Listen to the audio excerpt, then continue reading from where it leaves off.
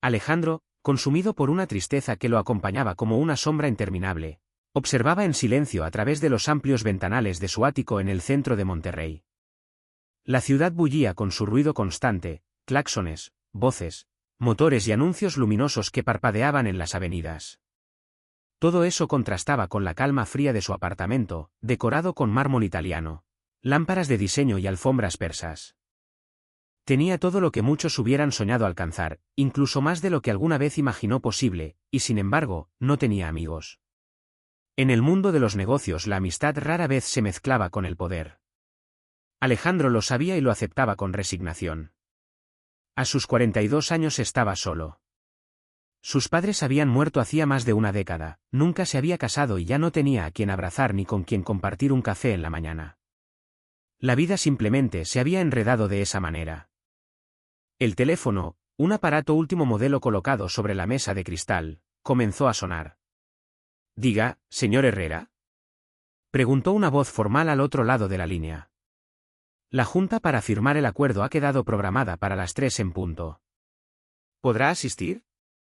Sí, por supuesto, respondió Alejandro con un hilo de voz que sonó más cansado de lo que él mismo hubiera querido. Claro que iría. Una semana antes había terminado un tratamiento médico doloroso y apenas se estaba recuperando. Recordaba con nitidez la llamada de su doctor, el doctor Méndez, un hombre serio de cabello entrecano y gafas gruesas. Lo siento mucho, Alejandro, pero la terapia no funcionó. Tendremos que considerar otras alternativas. Alejandro apretó el teléfono con rabia. ¿Qué me está diciendo? ¿Que pasé 2 meses soportando dolor para que ahora todo carezca de sentido? Por desgracia, a veces ocurre, contestó Méndez con voz paciente. Necesitamos probar diferentes métodos hasta dar con el que resulte más efectivo. Pues mire, doctor, yo no quiero ser conejillo de indias en sus experimentos. Golpeó el teléfono contra la mesa y el aparato se resquebrajó. Unos días después tomó una decisión drástica, puso en venta uno de sus negocios más importantes. No pensaba seguir invirtiendo sus últimos meses en contratos ni cifras. Quería aprovechar el tiempo que le quedaba. Planeaba visitar algún balneario costero en Yucatán y después retirarse a un pueblo escondido en la sierra de Oaxaca para morir en paz. No sabía por qué, pero lo atraía la idea de terminar sus días en la montaña, donde el aire era puro y el ruido de la ciudad no llegaba. El médico había sido claro, 3 meses de vida, quizás un poco más, salvo que ocurriera un milagro. Y ese milagro solo sería posible si aceptaba un tratamiento experimental cuyo estudio todavía no estaba concluido. Había mostrado buenos resultados, sí, pero no era eficaz para todos ni en cualquier fase de la enfermedad.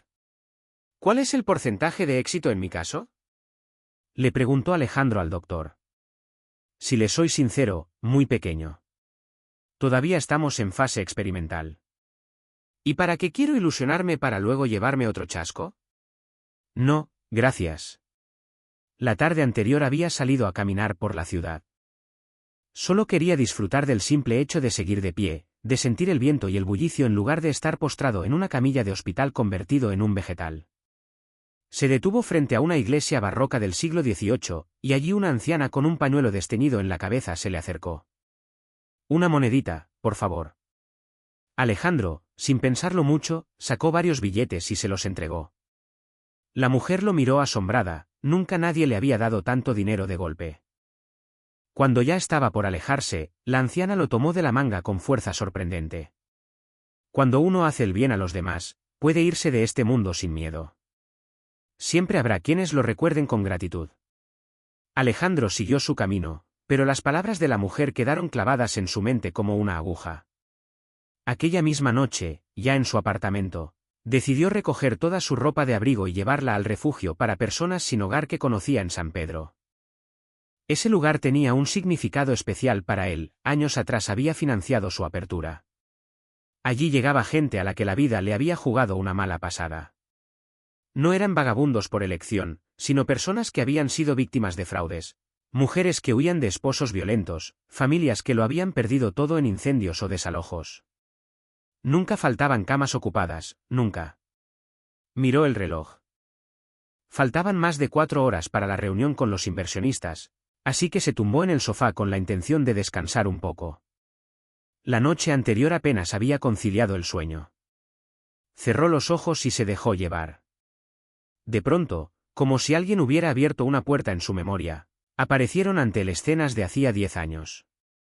Recordaba con claridad el torbellino que había supuesto conocer a una mujer llamada Valeria.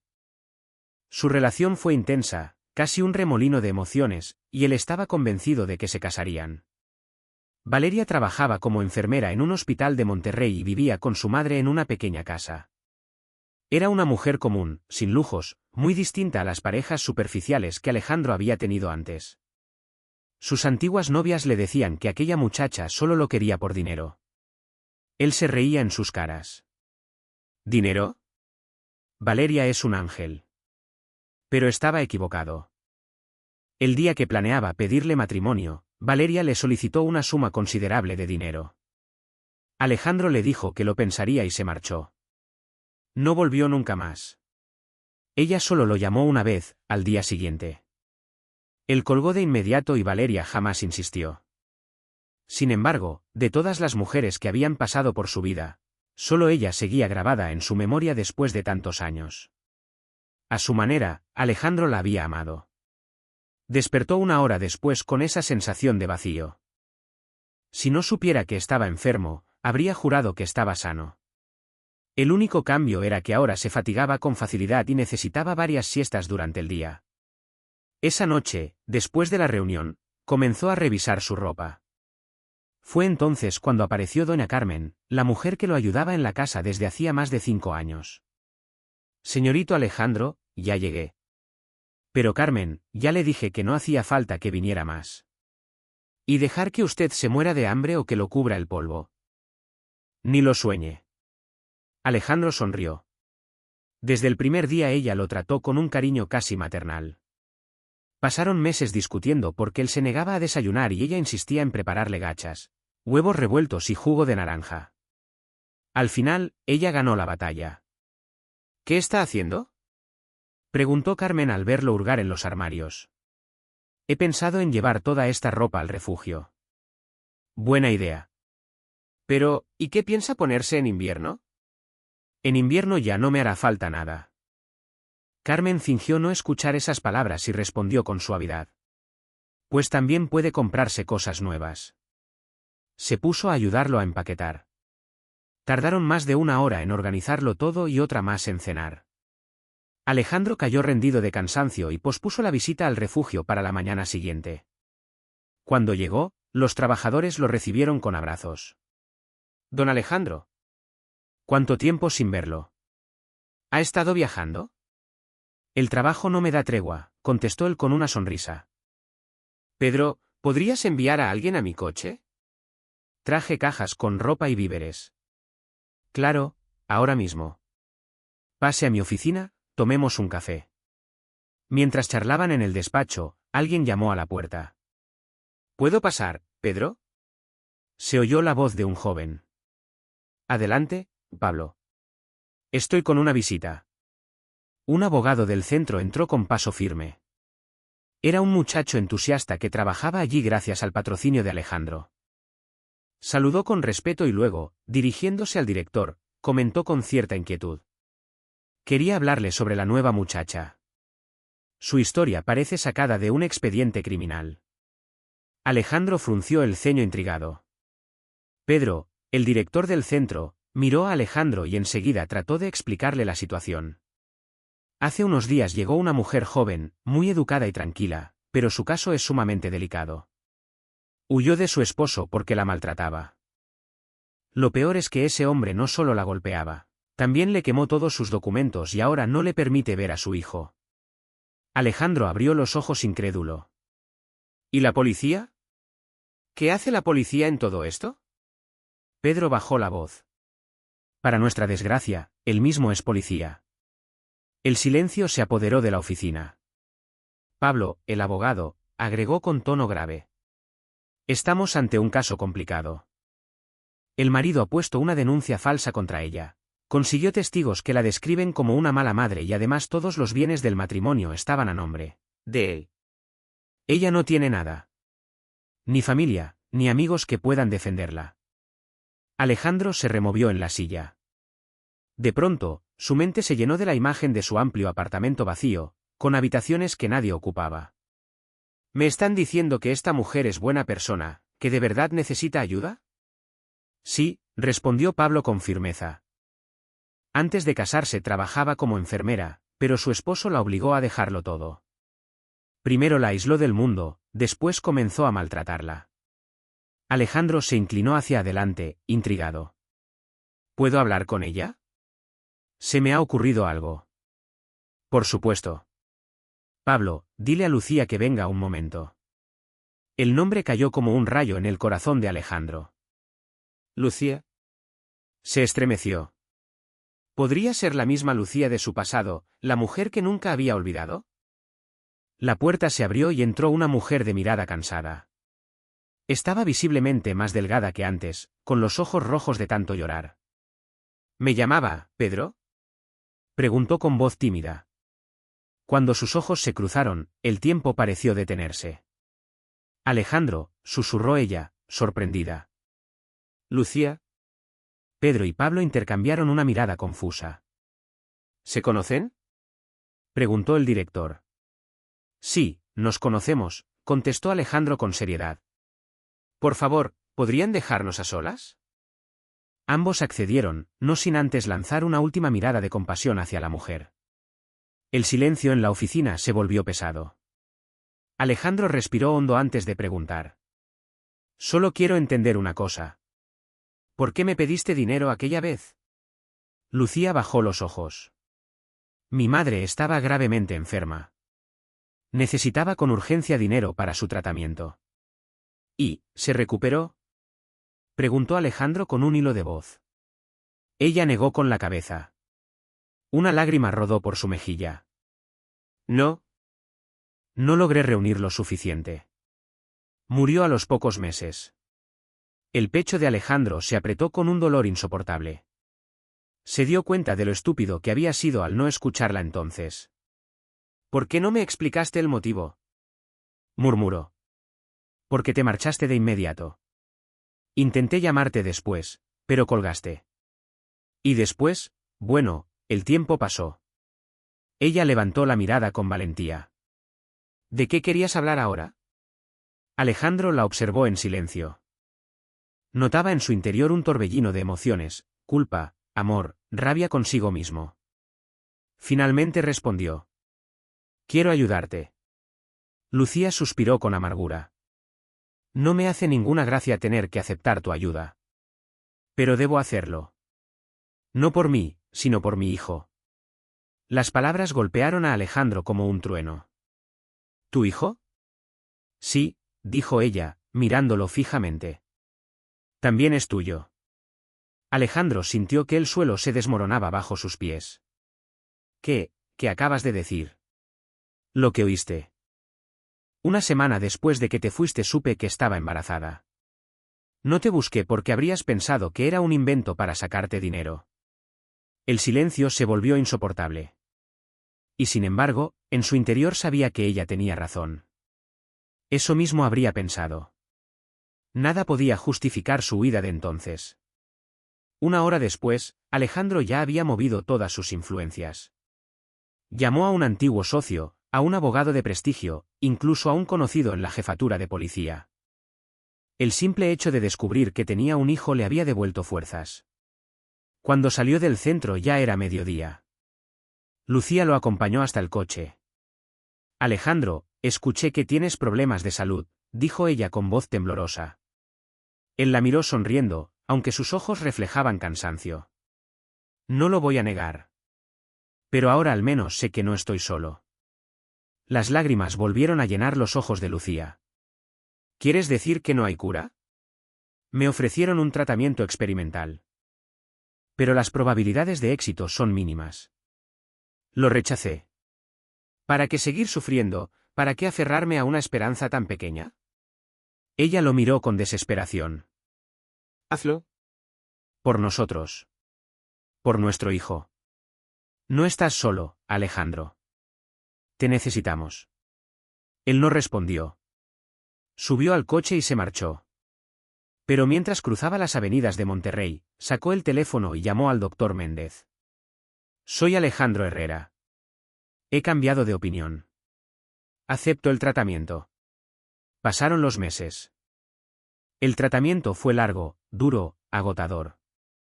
Alejandro perdió peso, fuerzas y, en más de una ocasión, las ganas de seguir adelante. Pero cada vez que pensaba en su hijo, cada vez que recordaba el rostro de Lucía, encontraba motivos para resistir. Un año después, Lucía estaba en el elegante apartamento del empresario, ahora convertida en un verdadero hogar. Su hijo, Santiago, hojeaba nervioso unos papeles en la mesa. «Mamá, ¿crees que papá vendrá mañana conmigo al campeonato?» «Es muy importante». Lucía acarició el cabello del niño. «Ten paciencia, hijo. Mañana le dan el alta y no sabemos cómo estará». Pero cuando hablé con él por teléfono se escuchaba contento, insistió Santiago. 2 meses atrás habían recibido la noticia que tanto habían esperado, el tratamiento había dado resultado. Alejandro, exhausto después de la última sesión, miró al doctor con incredulidad. ¿Está usted seguro? Más seguro no podría estar, respondió Méndez. Le queda un proceso de rehabilitación, pero podemos decir que hemos ganado. Alejandro no pudo contener las lágrimas.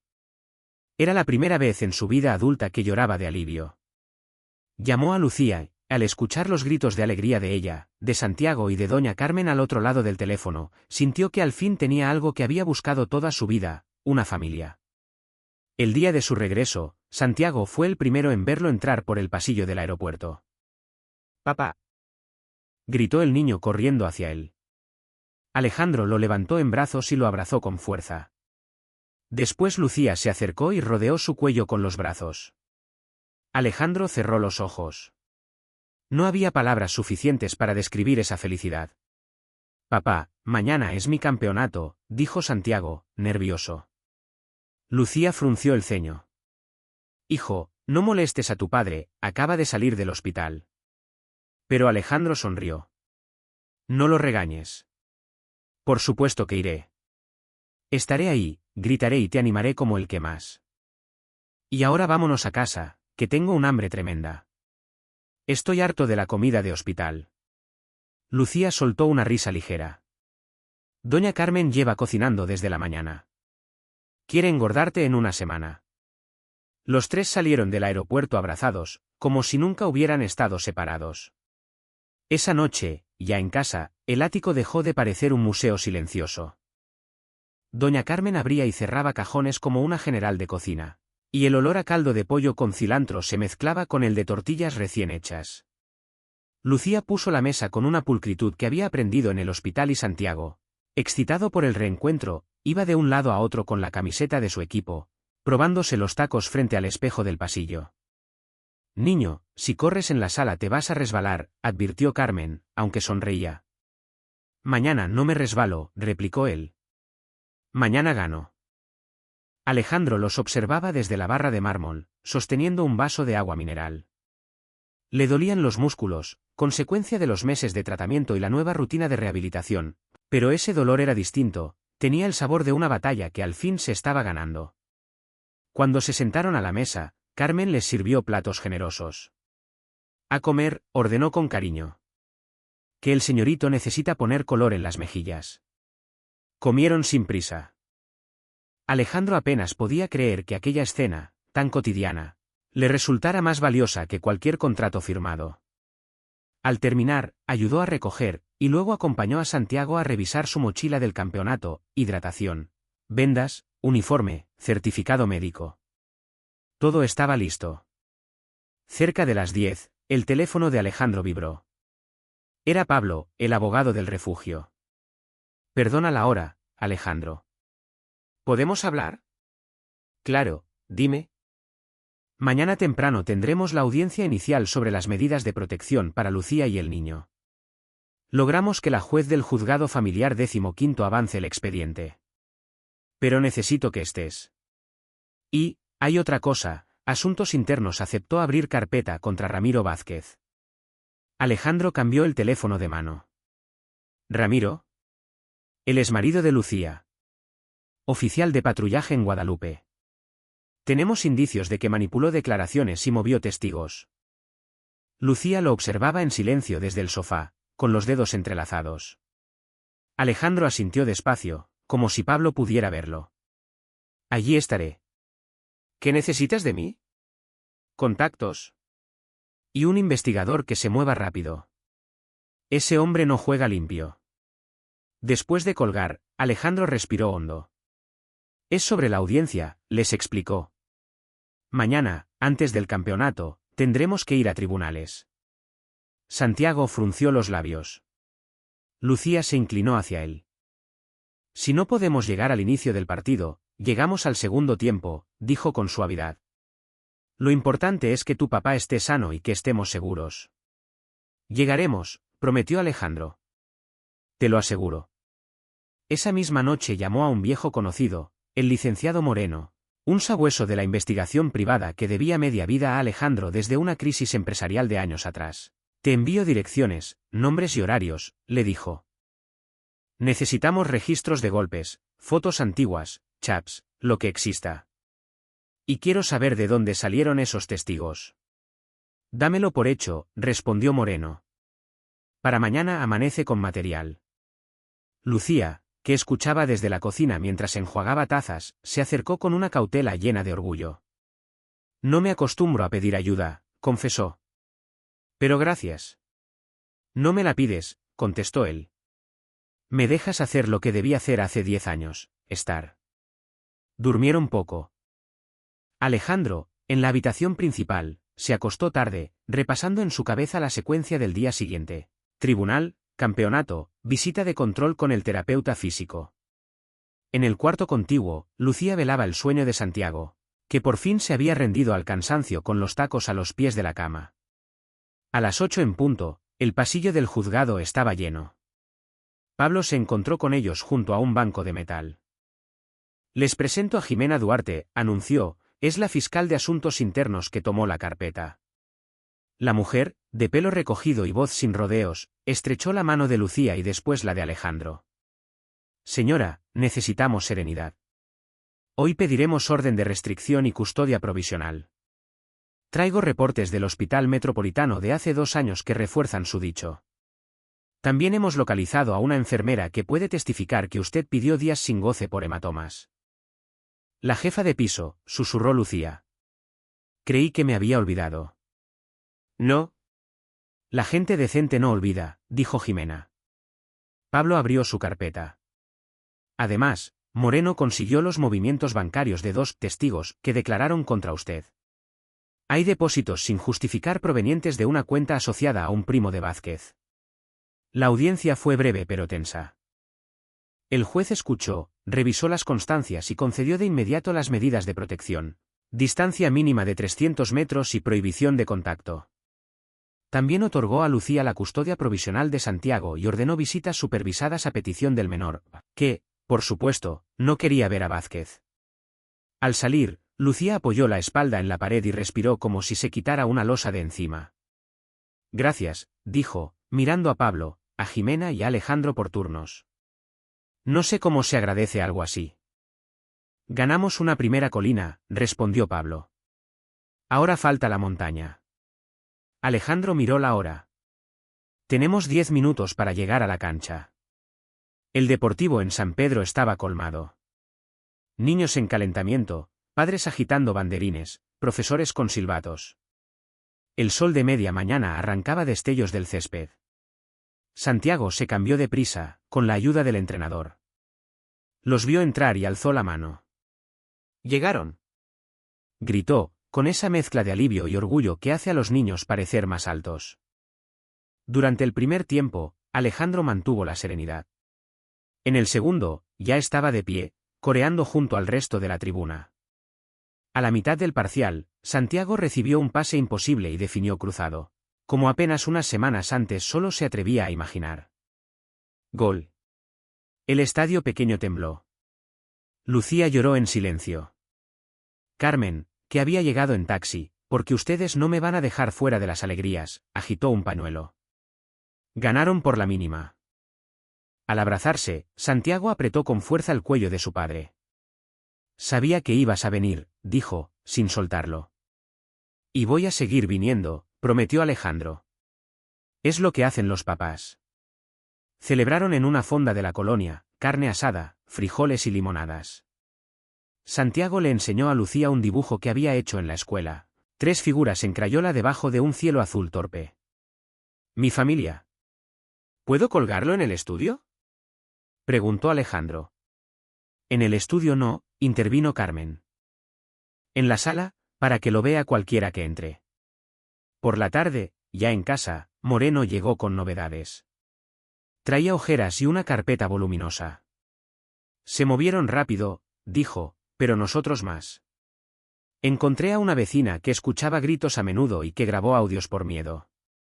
También localicé al paramédico que atendió a Lucía una noche en la que se cayó por las escaleras.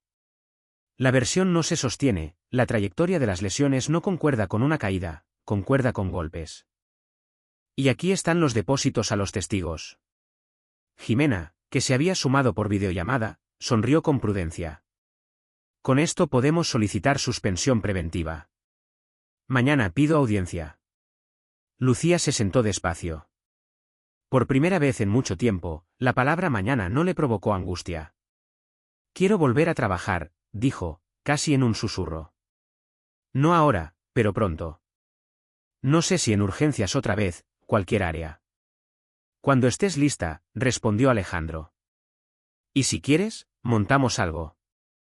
Una clínica de atención primaria en el mismo distrito donde está el refugio. Vacunas, control prenatal, seguimiento de crónicos. Gratuito para la gente sin cobertura.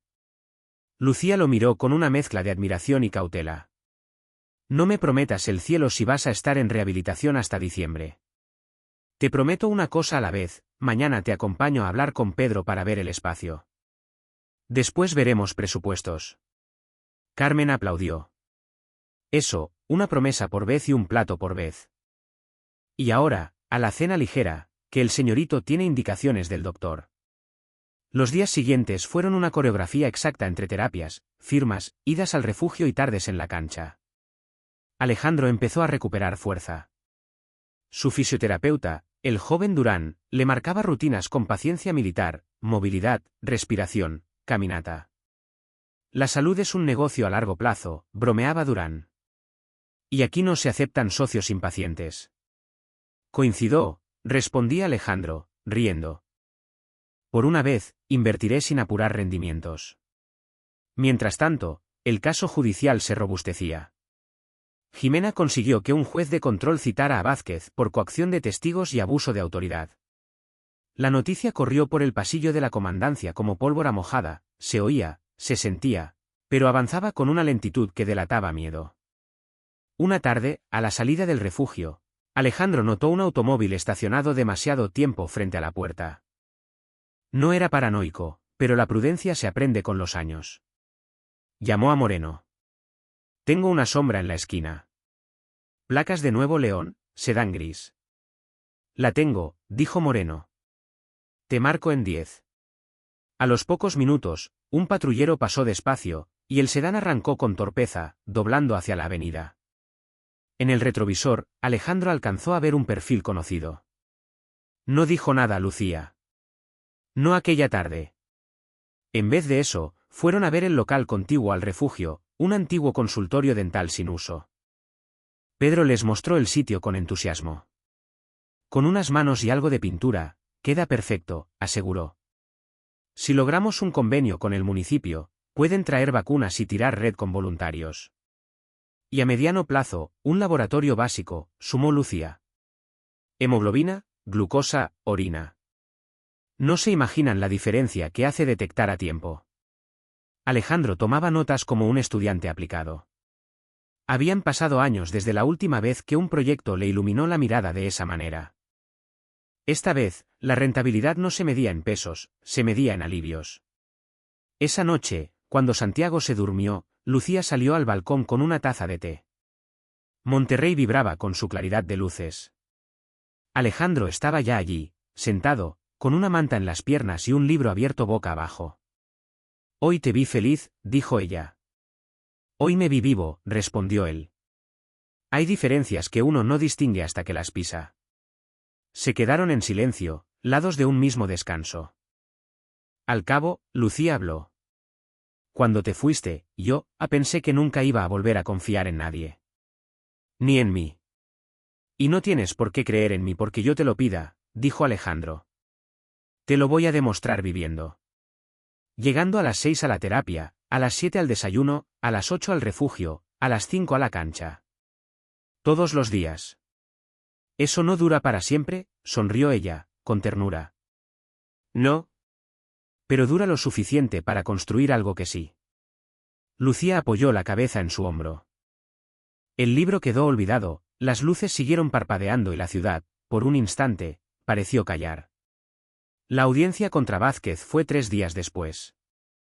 El exmarido llegó con traje mal ajustado y una soberbia que apenas le cabía en la espalda. Jimena fue quirúrgica, audios de la vecina, reporte del paramédico, inconsistencias de los testigos pagados, los depósitos cruzados. Vázquez sudaba. Cuando pidió hablar, se hundió en contradicciones. El juez ordenó su suspensión preventiva y una medida cautelar que lo apartaba del cargo hasta concluir la investigación. A la salida, un grupo de periodistas esperaba. Jimena declinó declaraciones. Pablo se hizo cargo de apartarlos. Lucía bajó la escalera con las manos templadas y la respiración acompasada. Alejandro la esperaba en el rellano con una botella de agua. ¿Temblando? Menos que hace un año, respondió. Mucho menos. De camino al coche, una voz rasposa se escuchó a sus espaldas. Esto no se queda así. Moreno apareció de inmediato, como surgido de la pared. Se equivoca, oficial, le dijo a Vázquez. Si se queda así, lejos. Alejandro no respondió, no hacía falta. Encendió el motor y se fueron. En el retrovisor, Vázquez fue volviéndose un punto que la tarde terminó por borrar. El domingo inauguraron una pequeña consulta temporal en el salón multiusos del refugio. Un par de biombos, una mesa limpia, tensiómetros prestados, un glucómetro nuevo. Lucía tomó datos, vació historias clínicas, escuchó relatos. Llegó una embarazada de 8 meses sin control prenatal, un anciano con la presión por las nubes, un adolescente con una infección mal cuidada. Al final del día, Lucía tenía la bata arrugada y los ojos brillantes. Esto sí es mío, dijo, guardando sus notas. Esto soy yo. Y esto somos, completó Alejandro. Si quieres. Lucía lo miró largamente. ¿Quiere? Esa noche brindaron en la sala con agua mineral y refresco de Jamaica. Carmen, emocionada, se secaba los ojos con el delantal. Vivan muchos años, por favor, pidió. Que yo quiero ver a ese niño en la selección y a la señora con su clínica hecha y derecha. Hecho, contestó Alejandro. Uno entrena, la otra cura, y yo recojo platos. Y pago la luz, se apuntó Carmen. Porque alguien tiene que acordarse de lo importante. Rieron los 4. Y cuando el sueño vino a buscarlos, no tuvieron que esconderse. Una semana después, mientras Santiago practicaba tiros libres, Alejandro recibió una notificación. La fiscalía formalizaba cargos contra Vázquez. No era el final, pero ya tenía forma de justicia. Guardó el teléfono y volvió la mirada al campo. El niño ajustó la distancia, respiró, golpeó. El balón besó la red con una elegancia que pocos adultos conservan para sus propios sueños. Otra, pidió Alejandro. Otra, repitió Santiago. Y siguieron, 1, 2, 10 disparos, hasta que la tarde se tiñó de naranja y la vida, esa palabra que tantas veces había esquivado, pareció lo único urgente. La rutina nueva se afianzó como un tejido firme, rehabilitación al amanecer, trámites a media mañana, clínica improvisada por la tarde, y cuando el sol bajaba, los tiros al arco de Santiago. Alejandro descubrió que la voluntad también tiene músculos, duelen si no se usan, arden cuando se entrenan y, con disciplina, empiezan a responder. Durán, el fisioterapeuta, lo empujaba justo hasta el borde correcto. 3 repeticiones más, ordenaba. Me vas a romper, gruñía Alejandro, sonriendo. Te voy a devolver, corregía Durán. A tu cuerpo y a tu tiempo. Mientras tanto, Lucía se había convertido en el eje de la consulta del refugio. Al tercer domingo ya no cabían en el salón multiusos. Pedro movió cielo y tierra para conseguir un comodato del antiguo consultorio dental contiguo, abrieron candados, barrieron polvo de años, pintaron paredes con voluntarios y colgaron un letrero sencillo: Consultorio Comunitario Santa Clara. El nombre lo eligieron entre todos. Carmen insistió en Santa Clara porque, según dijo, aclara la cabeza y el corazón. Nadie discutió. La primera jornada en el nuevo espacio fue un caos maravilloso. Llegaron madres con cuadernos de control prenatal, jubilados con pastilleros confusos, albañiles con tendinitis, chicos con dudas que solo se atreven a hacer en la esquina de la camilla. Lucía estableció un protocolo: TRI rápido, registro básico, signos vitales, derivaciones. Más de una vez, Alejandro se sorprendió a sí mismo anotando con letra aplicada, como si fuera pasante. Si alguna vez te cansas de los balances, bromeó ella, aquí tienes lugar como auxiliar administrativo. Ascenso soñado, replicó él. Finalmente alguien me deja usar pluma. Moreno, por su parte, no bajó la guardia con el tema judicial. Le envió a Jimena un paquete de pruebas que cerraban los hilos sueltos, un peritaje telefónico que conectaba a Vázquez con los depósitos a testigos, mensajes borrados recuperados y una declaración anónima de un compañero de patrulla. Con eso, la fiscalía pudo pedir vinculación a proceso. Vázquez quedó con brazalete y prohibición expresa de acercarse al refugio o a la clínica. No es una sentencia, advirtió Jimena, pragmática, pero es un muro. Los muros también cansan a quien intenta saltarlos, respondió Lucía. El regreso a la escuela de Santiago trajo otro tipo de desafíos. Había rumores, susurros, niños que repiten palabras que no entienden. Lucía habló con la orientadora, y Alejandro pidió una reunión con el director. No vengo a pelear, empezó. Vengo a pedir que protejan a mi hijo como a cualquier otro. Él no eligió nada de lo que los adultos hicimos mal. El director, hombre de manos grandes y mirada franca, le tendió la mano. Señor Herrera, aquí no toleramos el hostigamiento. Si escucha algo, si ve algo, nos lo dice. Santiago, por su parte, empezó a entrenar con una concentración que lo volvía otra persona dentro de la cancha. Al terminar un partido amistoso, se acercó a Alejandro con el ceño fruncido. Fallé 2 penales. Y metiste 3 goles, replicó Alejandro. Lo que falla te enseña a mirar mejor, lo que metes te enseña a confiar. Las 2 cosas te hacen jugador. ¿Y a ti qué te enseña la rehabilitación? Disparó el niño, con esa puntería que no se aprende. A escuchar mi cuerpo y a no hacerme el valiente cuando no toca, contestó él, serio. A pedir ayuda a tiempo. Santiago asintió, como quien guarda algo importante en un bolsillo invisible. Una tarde de jueves, cuando el calor aflojaba, Lucía recibió una llamada del Hospital Metropolitano. Doctora, somos de Recursos Humanos, dijo la voz al otro lado. Su jefa de piso nos pidió contactarla. Hay vacantes en medicina familiar. Lucía no dijo nada durante unos segundos. No era doctora, la llamaban así por costumbre, por respeto. Ella era enfermera, y ese orgullo la sostuvo cuando la empujaron a dejar el uniforme. Gracias, respondió al fin. Soy licenciada en enfermería. Puedo enviar mi currículum si lo necesitan para atención primaria. Envíelo, confirmó la voz, más afable. También estamos articulando con clínicas comunitarias. Colgó y se quedó quieta, mirando la pared recién pintada del consultorio. Alejandro, que terminaba de ordenar la caja de medicamentos, levantó la vista.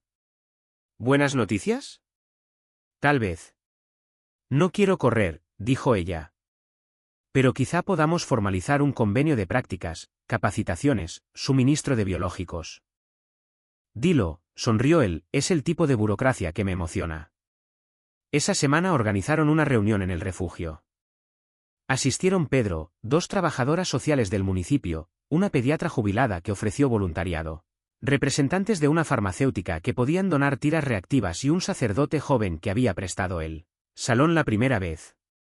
Hablaron de flujos, de responsabilidad civil, de protocolos de derivación al hospital. Alejandro tomó la palabra al final.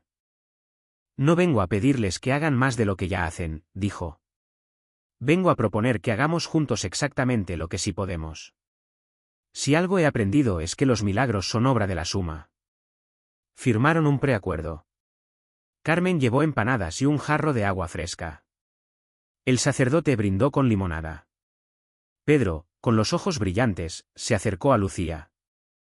Nunca vi el refugio así de vivo. Tampoco yo, respondió ella. Y no quiero que se detenga. La noche del primer torrencial de septiembre, el viento azotó Monterrey con una furia que recordaba la fragilidad de los planes humanos. Alejandro cerró balcones, Carmen aseguró macetas y Lucía guardó los expedientes en cajas plásticas.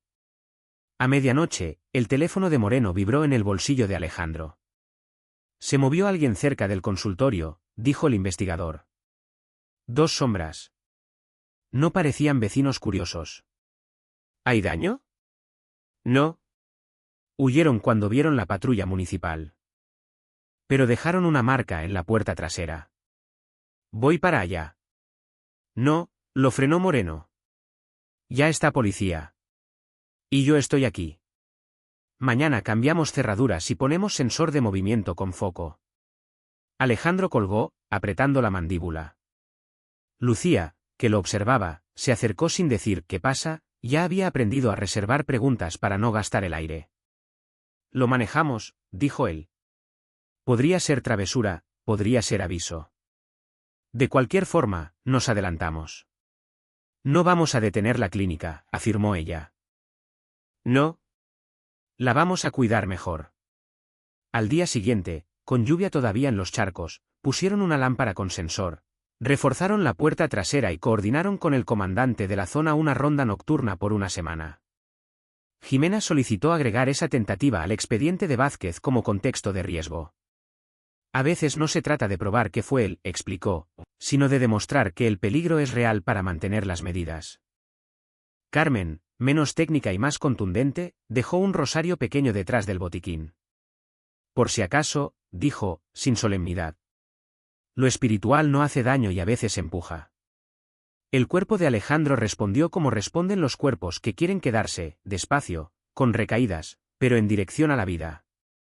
Hubo una semana mala, fiebre baja, cansancio, una arritmia que encendió alarmas, y otra buenísima, subió escalones sin detenerse, recuperó apetito, durmió 8 horas seguidas. En cada curva, Lucía estaba. A veces con una palabra, a veces con un silencio que abría espacio. Una tarde, al salir de la terapia, se detuvieron en una panadería de Colonia. La dueña, una mujer robusta con manos de harina, reconoció a Lucía. Usted me revisó la presión el domingo, dijo. Bajó, Porque dejé el refresco y caminé. Vengo por un conchita no más. Lucía sonrió. Una concha no le sube la presión si camina de regreso. Camino, prometió la mujer. Y lleva una para usted, cortesía. Para el señor, corrigió Lucía, señalando a Alejandro. Él está ganando una batalla y merece premio. 2, entonces, dijo la panadera, cómplice. Una por la salud y otra por la paciencia. Comieron las conchas en el coche, con el olor dulce invadiendo la cabina. Alejandro miró a Lucía con una expresión que mezclaba gratitud y asombro. No sabía cuánto me hacía falta lo simple, dijo. Un pan, una banca, tu risa. Lo simple es lo que sostiene lo difícil, contestó ella. Sin eso, uno cruje.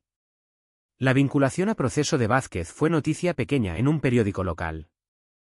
No tenía foto, no llevaba escándalo, pero para ellos fue un parteaguas. Jimena envió un mensaje breve, se formalizó. Seguimos.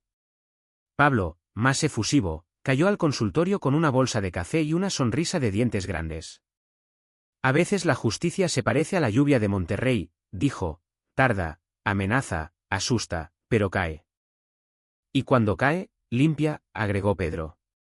Ese mismo fin de semana organizaron la primera jornada de salud abierta, vacunación, toma de glucosa, charlas de lactancia, detección de riesgo cardiovascular. La fila dobló la esquina. Carmen se adueñó de la mesa de hidratación, aquí nadie se me desmaya, la pediatra jubilada auscultó orgullosa. Y Lucía, bata impecable, parecía moverse con 2 segundos de anticipación a cada cosa que sucedía. Alejandro registraba, guiaba, resolvía pequeños imprevistos. Al terminar, exhaustos y felices, se sentaron en la acera, con vasos de agua fresca en las manos. ¿Te das cuenta?, preguntó Alejandro. Esto no lo miden las utilidades trimestrales. Pero se ve en las caras, dijo Lucía. En esas dos abuelas que se enteraron hoy que necesitan tratamiento. En esa chica que agarró su primera cartilla de vacunación, en ese niño que ya no tiene fiebre. Santiago apareció con la camiseta pegada al cuerpo, sudado y sonriente, después de ayudar cargando cajas. ¿Puedo pegar el póster del equipo aquí?, preguntó. Sí, respondió Lucía, pero en la sala de espera, no en la camilla. Obvio, dijo él. Para motivar a los pacientes. ¿Y a los doctores?, bromeó Alejandro. A los enfermeros, corrigió Lucía, guiñando un ojo. A medida que la clínica crecía, también crecían las conversaciones íntimas que venían esquivando. No sobre el pasado, que ya había dicho lo que tenía que decir, sino sobre el futuro. Una noche, Santiago dormía y Carmen había salido a ver a su hermana. El apartamento estaba en calma. Alejandro puso sobre la mesa una cajita pequeña de madera, sin pretensión. No es un anillo, aclaró, nervioso. No todavía. Lucía arqueó una ceja, jugando. Si no es un anillo, ¿qué es? Un juego de llaves. De la clínica y de la casa. De las dos cosas. Me gustaría que fueran también tuyas, formalmente. No por cortesía, sino porque esto es tuyo. Y lo otro, si un día lo es, será porque lo elijamos sin prisa. Lucía abrió la caja. Dos llaves brillaron bajo la luz cálida. Las tomó, pesándolas como quien prueba una palabra en la boca. «Las acepto», dijo. «Y acepto la prisa sin prisa». Se quedaron un rato con las manos juntas, sin discursos. A veces la ternura es concreta, metal que abre puertas. Moreno, incansable, siguió tirando de hilos. Descubrió que uno de los testigos, pagados por Vázquez, trabajaba como guardia en un estacionamiento cercano al estadio donde jugaba Santiago. Lo reportó de inmediato a Jimena y coordinaron un recorrido preventivo el día del siguiente partido. No encontraron nada extraño, pero la precaución se volvió norma. Alejandro y Pedro alternaban vigilancia discreta, y el entrenador acordó protocolos de salida para el equipo. No se trata de sembrar miedo, dijo Alejandro al grupo de padres, sino de cuidar. En paralelo, la municipalidad aprobó el convenio con la clínica comunitaria, acceso a biológicos, enlace con atención secundaria, préstamo de un electrocardiógrafo portátil. El acto de firma, modesto pero simbólico, se realizó en el patio del refugio. La prensa local sacó una nota breve. La foto mostraba a Lucía con la bata y a Alejandro con camisa arremangada, ambos con mascarillas colgando del cuello, señal inconfundible de que venían de trabajar. «Mírate», le dijo Carmen, mostrando el recorte. «Pareces gente importante». «Somos gente común haciendo cosas importantes», corrigió Lucía. «Y eso dura más que un cargo», añadió Alejandro. Hubo, sin embargo, una noche difícil. A Alejandro le regresó el miedo como regresan las sombras cuando se apaga una luz. Fue después de una revisión de rutina en la que el oncólogo recomendó mantener controles estrechos por un marcador que había subido apenas. Salieron del consultorio en silencio. En el estacionamiento, Alejandro apoyó la frente en el volante antes de encender el motor. «No quiero volver al túnel», confesó. «Tengo pánico de arrastrarlos conmigo». Lucía miró al frente. No intentó hacer promesas que no pertenecen a los humanos. «No estás en el túnel», dijo. «Estás en la carretera. Y si un día aparece un túnel, lo cruzamos juntos con las luces encendidas. Tú no nos arrastras, nosotros te acompañamos». Él asintió despacio, como quien coloca una piedra grande en el lugar correcto de una pared. Cuando llegaron a casa, Santiago estaba en el balcón, practicando con una pelota de espuma.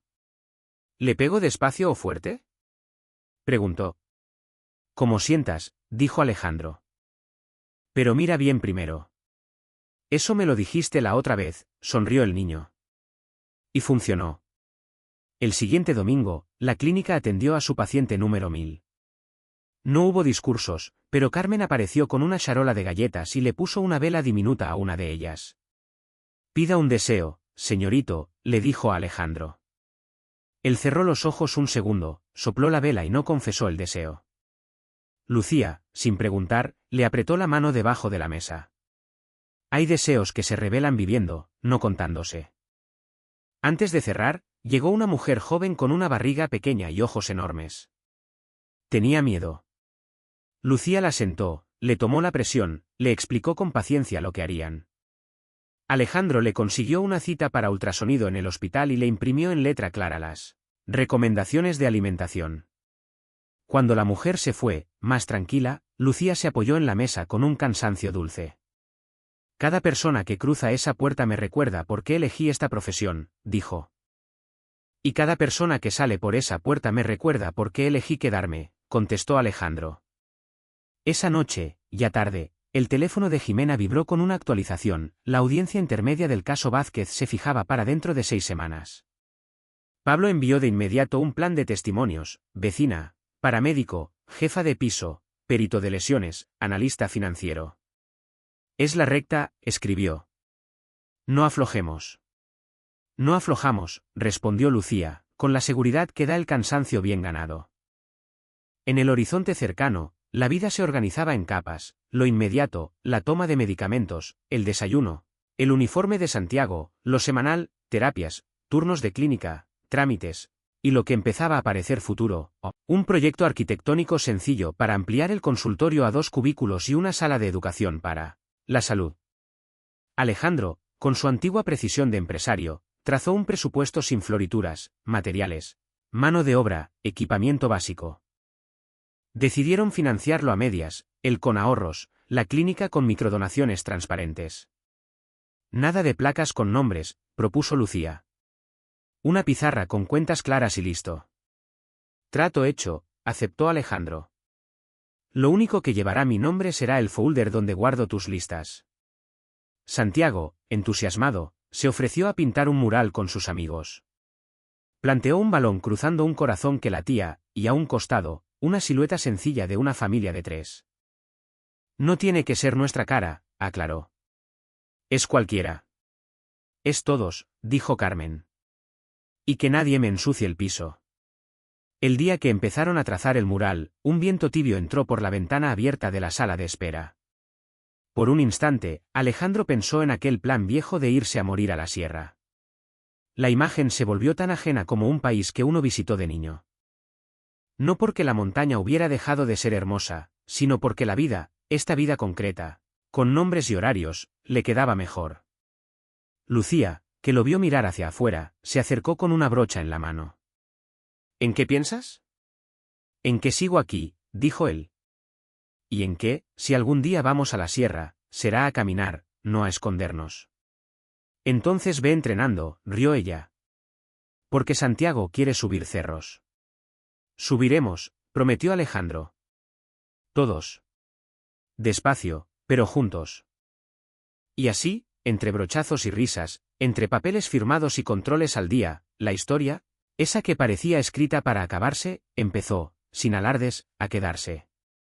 Las semanas siguientes se transformaron en un torbellino de movimiento. La clínica comunitaria Santa Clara no dejaba de crecer. Cada día aparecían nuevos pacientes y también nuevos voluntarios, estudiantes de enfermería, médicos jóvenes con deseos de practicar, jubilados que ofrecían su experiencia. El consultorio, que había comenzado con un par de biombos y una mesa, ahora tenía estanterías repletas de material, tensiómetros alineados, un refrigerador pequeño para vacunas y una computadora donada por una empresa local. Lucía estaba radiante, aunque el cansancio le marcaba el rostro. Alejandro, que la observaba desde su silla en la sala de espera, reconocía ese brillo. Era la pasión por algo que la conectaba con la vida. Cada vez que ella hablaba con una madre preocupada o con un anciano que no entendía sus medicamentos, él veía en Lucía la fuerza que nunca había encontrado en sí mismo. Pareces hecha para esto, le dijo una tarde. Lucía sonrió, sin detenerse en su registro. No parezco. Lo soy. Santiago, por su parte, había convertido la clínica en su segundo hogar. Pintaba carteles para campañas de vacunación, ayudaba a Carmen a repartir botellas de agua, incluso se encargaba de organizar pelotas y juegos para los niños que llegaban con sus padres. Aquí no se aburren, decía con orgullo. Les doy entretenimiento mientras esperan. Y nos das paz a nosotros, bromeaba Alejandro. No sabes lo valioso que es un niño entretenido. El juicio contra Vázquez se acercaba. Jimena, siempre pragmática, convocó a una reunión en el despacho de Pablo. Allí estaban Lucía, Alejandro y Moreno. El juez ha aceptado la mayoría de nuestras pruebas, explicó Jimena. La declaración de la vecina será crucial. También los audios. Pero necesitamos preparar a Lucía. ¿Prepararme para qué? Preguntó ella, inquieta. Para la contrainterrogación. Van a intentar quebrarte, hacerte dudar, poner en entredicho tu testimonio. Lucía tragó saliva. Alejandro la tomó de la mano. No estás sola, dijo él. Nadie te va a quebrar. Pasaron días ensayando. Pablo hacía preguntas duras, incluso agresivas, para simular lo que ocurriría en la sala. Al principio Lucía se quebraba en lágrimas, pero poco a poco fue ganando firmeza. Aprendió a respirar antes de responder, a mantener la mirada, a repetir con claridad lo que había vivido. Alejandro la admiraba en silencio. Eres más fuerte de lo que crees, le dijo después de uno de esos ensayos. No soy fuerte, replicó Lucía. Solo estoy cansada de huir. Llegó el día del juicio. El tribunal estaba lleno, periodistas, abogados, policías, curiosos. Lucía entró de la mano de Alejandro y con la cabeza erguida. Cuando subió al estrado, su voz tembló apenas al principio. Después se volvió firme como acero. Relató los años de maltrato, las noches de miedo, las humillaciones. Los audios sonaron en la sala. La vecina corroboró. El paramédico explicó con detalle las lesiones incompatibles con una caída. Vázquez intentó defenderse, pero sus contradicciones lo hundieron más. El juez no dictó sentencia definitiva ese día, pero la vinculación quedó firme y las medidas de protección reforzadas. Al salir, Lucía respiró como quien sale de un túnel oscuro. Alejandro la abrazó. Ya está, susurró. Ya casi, corrigió ella. Pero respiro mejor. En la clínica, la vida seguía. Una mañana llegó una mujer con su hijo de apenas 6 meses, con fiebre alta. Lucía lo examinó con calma y descubrió una infección respiratoria. Derivaron al hospital a tiempo. Cuando regresaron días después, el niño ya estaba recuperado. La madre, agradecida, llevó una bolsa de pan dulce.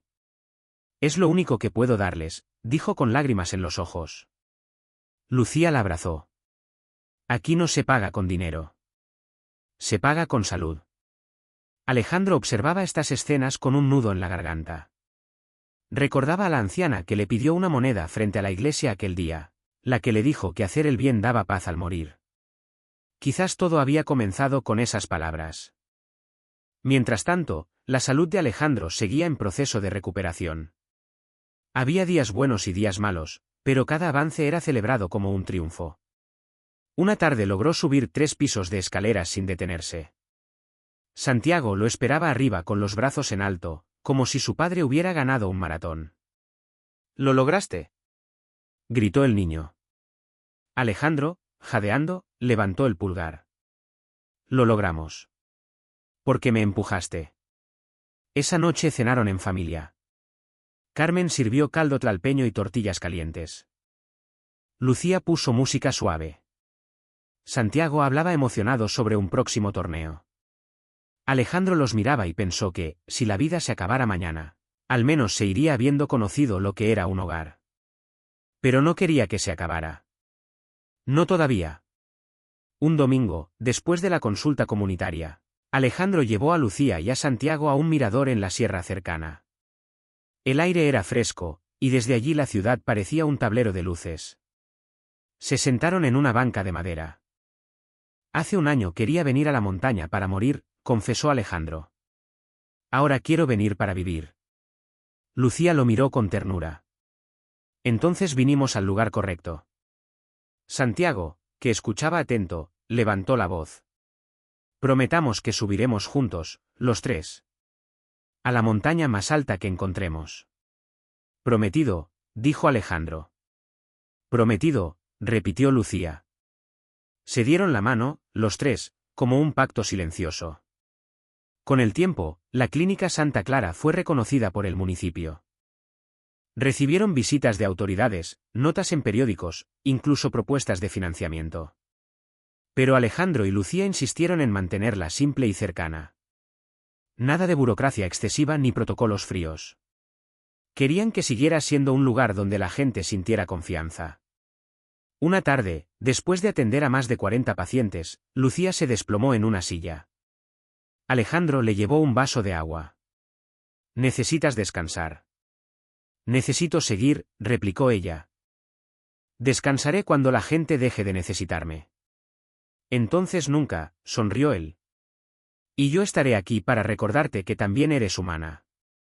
Ella lo miró con gratitud. «Gracias por quedarte». «Gracias por darme razones para quedarme», respondió Alejandro. Una noche lluviosa, Alejandro abrió un cajón en su estudio.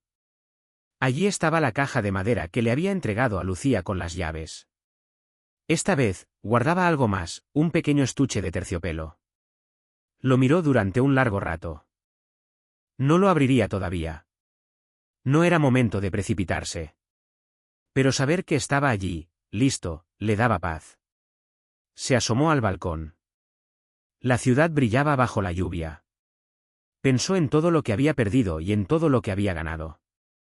Y comprendió que, a veces, la vida no se mide en años, sino en instantes que valen por todos los años juntos. Cerró el estuche, lo guardó de nuevo y regresó a la sala. Lucía y Santiago lo esperaban para ver una película. Carmen ya había hecho palomitas. Alejandro se sentó, rodeado de su familia, y por primera vez en mucho tiempo, no temió al futuro. El presente era suficiente. El otoño llegó con un aire distinto. La temperatura bajó, las calles de Monterrey se llenaron de hojas secas y la ciudad parecía más tranquila después de las tormentas. En el apartamento, la rutina familiar estaba más firme que nunca. Santiago se levantaba temprano para la escuela y los entrenamientos, Lucía organizaba los turnos de la clínica, Carmen preparaba desayunos nutritivos, y Alejandro, aunque todavía en rehabilitación, ya había retomado algunas gestiones de negocios, aunque ahora con otra mirada.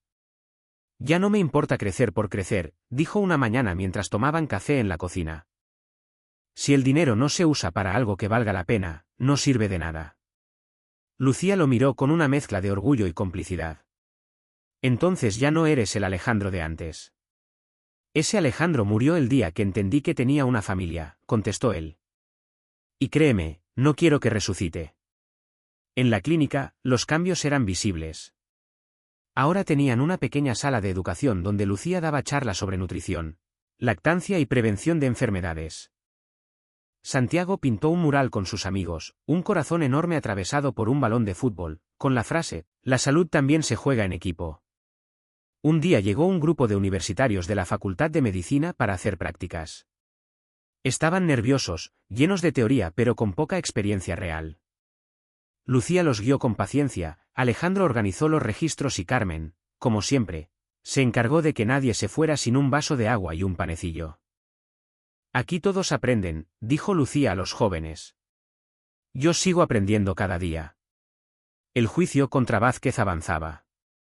Aunque no era un proceso rápido, cada audiencia reforzaba la causa. Las pruebas reunidas por Moreno y Jimena eran contundentes. Una tarde, después de una sesión particularmente dura, Lucía se derrumbó en los brazos de Alejandro. «Es agotador revivir todo esto», susurró. «Lo sé», respondió él, acariciando su cabello. «Pero cada palabra que dices en ese estrado abre un camino para ti y para otras mujeres». Lucía lo miró con lágrimas en los ojos. «¿Y si algún día vuelven los miedos?» «Entonces yo estaré allí», dijo él sin titubear. «Y esta vez no me iré». Santiago seguía creciendo, no solo en la cancha. Una noche se acercó a Alejandro con un cuaderno de dibujo. «Mira, papá, hice un plan para la clínica». «¿Un plan?» Alejandro arqueó las cejas divertido. «Sí, un plano. Aquí podríamos poner más sillas, acá otra camilla y aquí, una sala de juegos para los niños que esperan». Alejandro sonrió, emocionado. «Me parece el mejor arquitecto que podríamos tener». «¿Entonces lo hacemos?» Lo haremos, hijo. Paso a paso. Mientras tanto, la salud de Alejandro seguía mejorando. Podía caminar distancias largas sin agotarse, subía escaleras con menos esfuerzo y hasta volvió a manejar su automóvil, algo que meses atrás parecía imposible. Durán, el fisioterapeuta, lo felicitaba cada semana. Usted es la prueba de que la disciplina puede más que el miedo, decía. Sin embargo, Alejandro no se confiaba. Sabía que la enfermedad podía regresar. Esa conciencia no lo deprimía, al contrario, lo impulsaba a aprovechar cada instante. Una tarde de sábado organizaron un convivio en el refugio. Hubo música, juegos para los niños y comida preparada entre todos.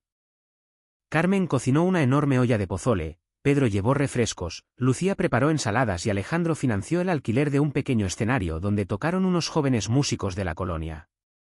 Nunca pensé que este lugar pudiera tener tanta alegría, dijo Pedro, emocionado. Porque nunca tuvo tanta gente unida, contestó Lucía.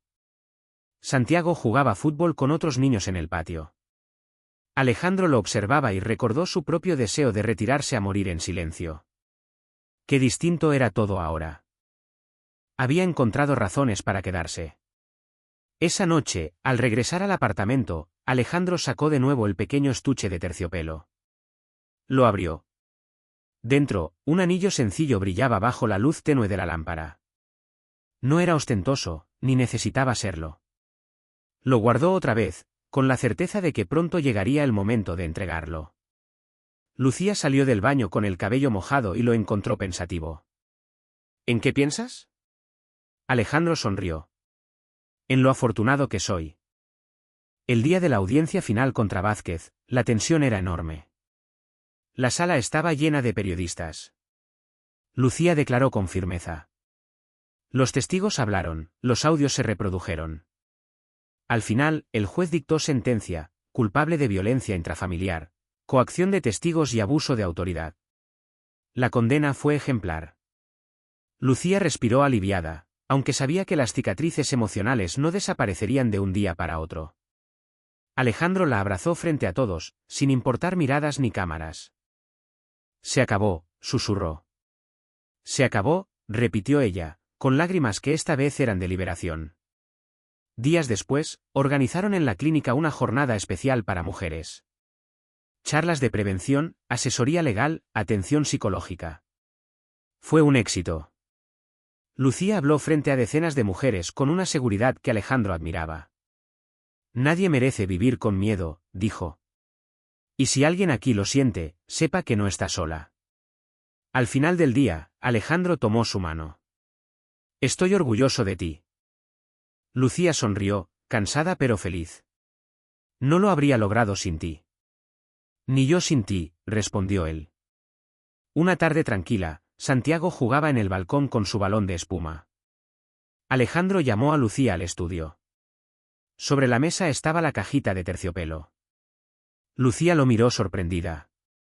¿Es lo que creo? Sí, dijo Alejandro, arrodillándose. No sé cuánto tiempo me dé la vida, pero sé que quiero pasarlo contigo. ¿Te casarías conmigo? Lucía se tapó la boca con las manos, emocionada. Las lágrimas le nublaban la vista. Sí, Alejandro. Sí quiero. Santiago, que había entrado corriendo, gritó. Sabía que iba a pasar. Lo sabía. Carmen apareció desde la cocina con un delantal lleno de harina y aplaudió. Ya era hora. El apartamento se llenó de risas y abrazos. Los meses siguientes fueron un remanso. Se casaron en una ceremonia sencilla en una iglesia del barrio, rodeados de amigos, voluntarios del refugio, médicos, vecinos y, por supuesto, Santiago, que no soltaba la mano de su madre. Alejandro, con traje oscuro, parecía otro hombre, más delgado, sí, pero con el brillo de alguien que había aprendido a valorar lo esencial. En la fiesta, Carmen lloraba como si Alejandro fuera su propio hijo. Pedro brindaba emocionado. Jimena y Pablo se abrazaban satisfechos de haber visto justicia. Moreno sonreía desde un rincón, discreto como siempre. Lucía y Alejandro bailaron despacio, mirándose a los ojos. Lo logramos, susurró ella. Lo estamos logrando, corrigió él. cada día. La clínica Santa Clara siguió creciendo. Ahora contaban con 2 consultorios, una pequeña sala de espera con mural colorido, y un área de juegos donde Santiago y sus amigos se turnaban como voluntarios. Los pacientes llegaban de toda la ciudad. Alejandro dedicaba parte de su tiempo a asegurar recursos, pero sin perderse en el mundo de antes. Su verdadera oficina era la sala de espera, con una taza de café en la mano y un cuaderno de notas lleno de ideas. Lucía, con su bata blanca, se había convertido en referente. La gente la llamaba doctora, aunque siempre aclaraba que era enfermera. No le molestaba, lo importante era que la escuchaban. Y cada noche, al regresar a casa, la familia compartía la cena. Con risas, con cansancio, con planes para el futuro. Un año después, subieron juntos a la montaña que Santiago tanto había pedido. Fue una caminata larga y agotadora, pero llegaron los 3 a la cima. Allí, con el viento soplando fuerte y la ciudad a lo lejos, se abrazaron. Promesa cumplida, dijo Alejandro. Y vendrán más, añadió Lucía. Muchas más, gritó Santiago, levantando los brazos. Y en ese instante, Alejandro supo que había encontrado el verdadero milagro. No estaba en los tratamientos experimentales ni en los diagnósticos médicos. Estaba en la vida misma, en la familia que había recuperado, en cada paso compartido. La vida después de la boda tomó un ritmo sereno, distinto al de antes. El apartamento ya no era un lugar de soledad, sino un hogar con risas, discusiones pequeñas y aromas de comida casera. Carmen seguía al mando de la cocina, aunque ahora contaba con la ayuda entusiasta de Santiago, que aprendía a preparar tortillas y a freír huevos con un orgullo desmedido. Un día abriré mi propio restaurante, decía el niño, sirviendo su plato como si fuera de un chef profesional. Primero gana tu campeonato, contestaba Alejandro, riendo, y luego hablamos de negocios. La clínica Santa Clara se consolidó como un punto de referencia en la ciudad. Ya no era solo un consultorio comunitario, era un símbolo. La gente llegaba con confianza, recomendada de boca en boca. Médicos y enfermeros jóvenes pedían pasantías, y hasta la universidad local firmó un convenio para enviar estudiantes a rotar allí. Lucía, siempre humilde, insistía en que no era su mérito. Esto existe porque todos lo hacen posible, decía en reuniones. Alejandro, Carmen, Pedro, los voluntarios, cada paciente que confía en nosotros. Pero la verdad era que su dedicación lo mantenía vivo. Alejandro lo sabía y se lo recordaba cada noche, cuando la veía agotada pero con los ojos brillando. Santiago crecía. Cumplió 11 años y jugaba en una liga infantil con más disciplina que muchos adultos. Alejandro lo acompañaba a todos los partidos, gritando desde la grada como un aficionado más. Una tarde, después de un gol decisivo, Santiago corrió directo hacia él y lo abrazó con fuerza. Gracias por estar, papá. Alejandro se quedó sin palabras.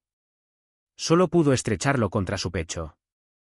La salud de Alejandro mejoraba, pero nunca dejó de hacerse controles médicos. Cada revisión era un recordatorio de lo frágil que podía ser todo. Hubo momentos de miedo, un marcador que subía, un dolor sospechoso, un análisis dudoso. Pero los médicos siempre le repetían que su cuerpo estaba respondiendo. Lucía lo acompañaba a cada cita. No me acostumbro a estas salas de espera, decía él, inquieto. Y yo nunca me acostumbraré a perder la esperanza, respondía ella, tomándole la mano. El refugio también cambió.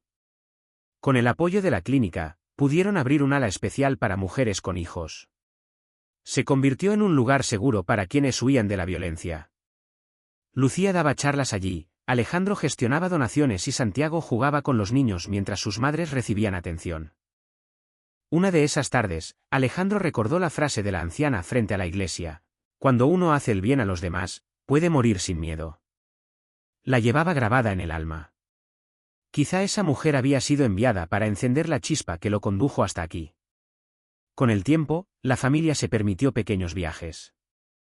Fueron a la playa, donde Santiago aprendió a nadar entre risas, visitaron pueblos mágicos, donde Carmen compraba recuerdos y Lucía probaba remedios tradicionales, subieron otra montaña, más alta que la primera. En cada lugar, Alejandro sentía una gratitud inmensa. No por lo que había perdido, sino por lo que había recuperado. La vida, pensaba, no le debía nada. Era él quien debía agradecer cada amanecer. Un día especial llegó cuando inauguraron oficialmente la ampliación de la clínica. 2 consultorios nuevos, un área de juegos, un pequeño laboratorio y una sala de educación decorada con murales hechos por Santiago y sus amigos. La ceremonia fue sencilla, sin políticos ni discursos vacíos. Solo vecinos, pacientes, voluntarios y la familia que lo había hecho posible. No inauguramos paredes, dijo Lucía en un breve discurso. Inauguramos esperanzas. Alejandro, a su lado, la miraba con un orgullo inmenso. Pasaron 5 años desde aquel diagnóstico que había parecido una sentencia. Alejandro cumplió 47 rodeado de su esposa, su hijo y la gente que lo consideraba un pilar en la comunidad. En la clínica le hicieron una pequeña fiesta sorpresa, globos, pastel y un cartel que decía «Gracias por quedarte». Él no pudo evitar llorar. No de tristeza, sino de plenitud. Nunca imaginé llegar hasta aquí, confesó, con la voz quebrada. Y aquí estamos, respondió Lucía, abrazándolo. Y vamos por más. Esa noche cenaron en casa. Santiago ya era un adolescente alto y fuerte, lleno de sueños deportivos. Carmen, más lenta que antes, seguía insistiendo en cocinar.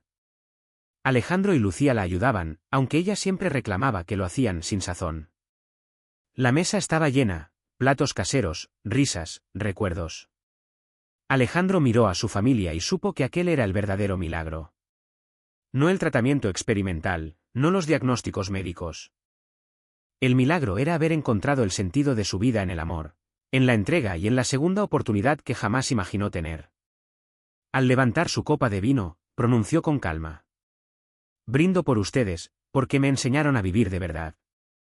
Lucía sonrió, Santiago levantó su vaso de refresco, Carmen aplaudió emocionada. Y mientras las risas llenaban el apartamento, Alejandro pensó que ya no tenía miedo del mañana. Porque el hoy era perfecto.